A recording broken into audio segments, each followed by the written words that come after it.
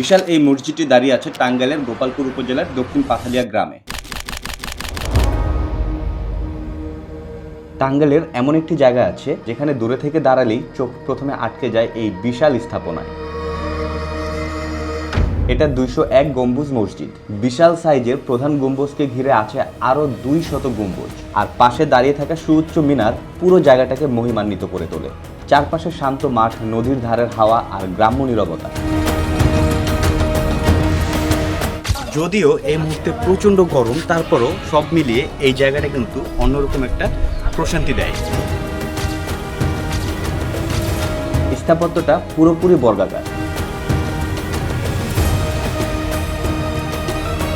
এই মসজিদের গল্পটি শুরু হয় 2013 সালে। শুধু নামাজের জায়গা না, প্ল্যান হচ্ছে একটি পূর্ণাঙ্গ কমপ্লেক্স তৈরি করা, যেখানে থাকবে মসজিদ, এতিমখানা, বৃদ্ধাশ্রম, হাসপাতাল, যাতে মানুষ শুধু ইবাদত না, সেবা আর সহযোগিতাও পায়। এভাবেই শুরু হয় 201 গম্বুজ মসজিদের নির্মাণ যাত্রা।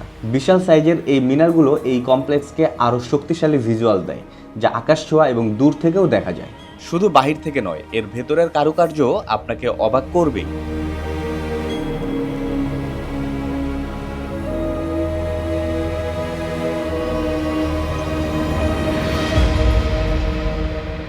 দুশো এক গম্বুজ মসজিদ শুধু একটি স্থাপত্য না, এটি একটি স্বপ্নের বাস্তবতা।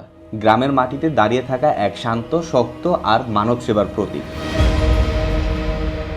ঢাকা থেকে খুব সহজেই মাত্র একদিনের ট্যুর প্ল্যান করলে কিন্তু আপনারা টাঙ্গাইলের এই মসজিদটি ঘুরে আসতে পারবেন। ঢাকা থেকে রওনা দিয়ে আমরা চলে আসলাম টাঙ্গাইলের এলেঙ্গা বাস স্ট্যান্ডে। এখান থেকে বাস পরিবর্তন করে আমরা চলে যাব গোপালপুর। গোপালপুর কত করে? 70 টাকা করে। আরে কি 70 টাকা করে? 80 টাকা করে বা 70 টাকা করে দেয়, 70 টাকা করে দেন। 60 টাকা করে যাবা? ভাই কত যাবেন?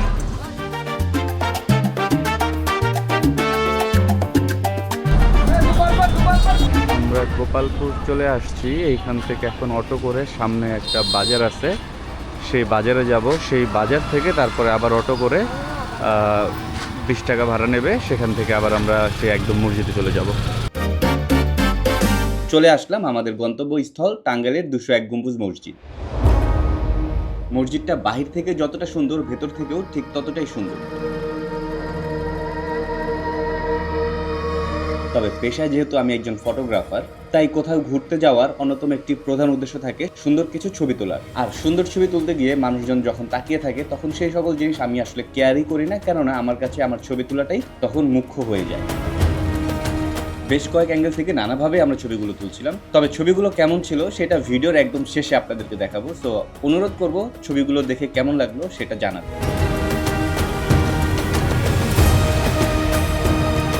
ইট ওয়াজ বিট রিস্কি, কারণ এখানে একদম চেপা চাপা অ্যান্ড সাইড দিয়ে দিকটা একদম ফাঁকা।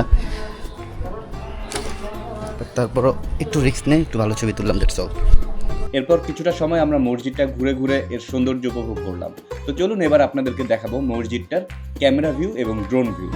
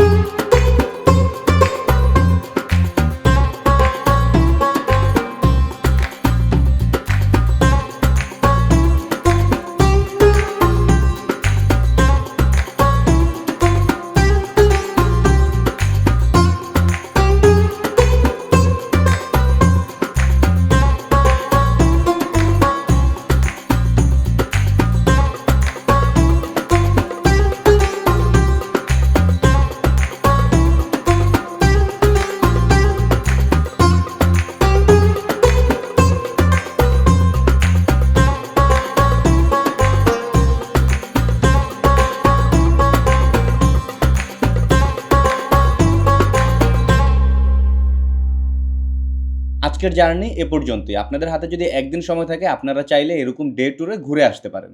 ও বাই দ্য ওয়ে, আপনাদেরকে তো ছবি এখনো দেখানো হয়নি, সো ছবিগুলো দেখুন আর কমেন্ট করে জানান কেমন লাগবে।